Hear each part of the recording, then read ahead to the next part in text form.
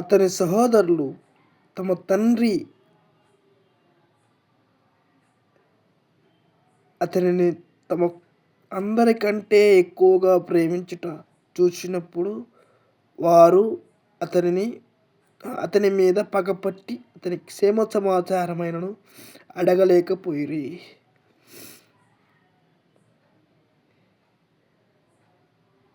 ఇక్కడ యోసేపు వాళ్ళ అమ్మగారి చనిపోయారు. అయితే 10 మంది అన్నల కంటే కాస్త తల్లి లేని బిడ్డని యోసేపు గారిని తండ్రి యాకోబు కాస్త ఎక్కువ ప్రేమ చూపించి తనను ఆదరించినాడు.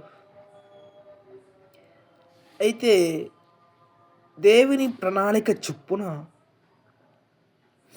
తన అన్నలు అతనిని పగపట్టి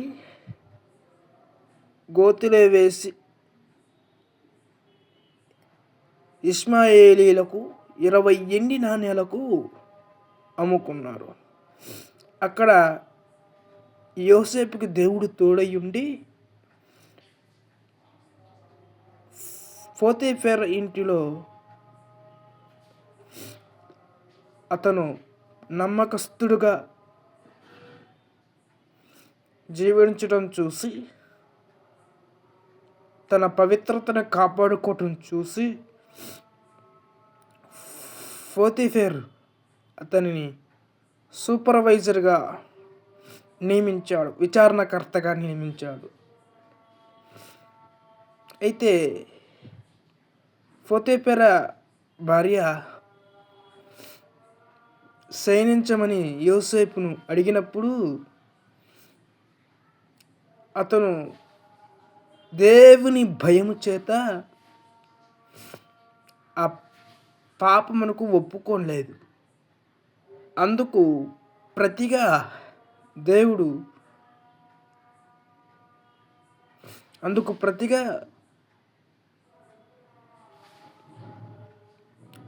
ఆ పోతీఫెర అనే వ్యక్తికి లేనిపోని చాడీలు చెప్పి తన భార్య అయిన జులేఖా అతనిని జైల్లో వేయించింది. యోసేపు తను ఆ పాపపు పని చేయలేదని నిరూపించుకోగలడు. అయితే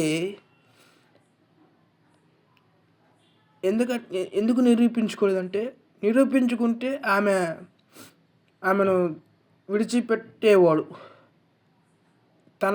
తన కారణంగా ఆ కుటుంబం విడిపోకూడదని యోసేపు గారు ఎంతో నేర్పుగా ఆలోచించి తను నిందను అనుభవించి శిక్షను అనుభవించడానికి సిద్ధమయ్యాడు. అందుకు ప్రతిగా దేవుడు తన నీతికి మెచ్చి సింహాసనాన్ని ఇచ్చాడు.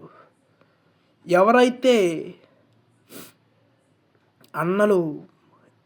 ఏ అన్నలైతే కొట్టి హింసించి ఇష్మాయేలుకు అమ్మారో ఆ అన్నలే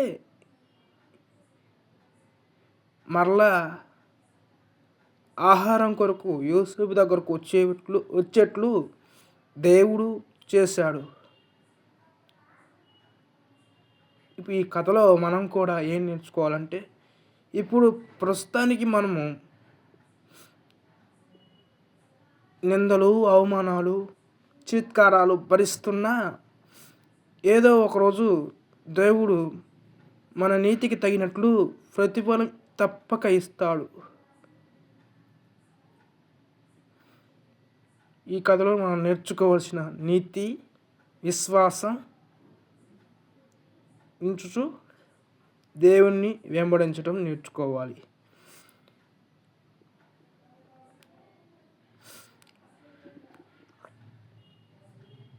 యాకోబు ఆదికాండం 37:4. లైక్ చేయండి, షేర్ చేయండి, సబ్స్క్రైబ్ చేయండి.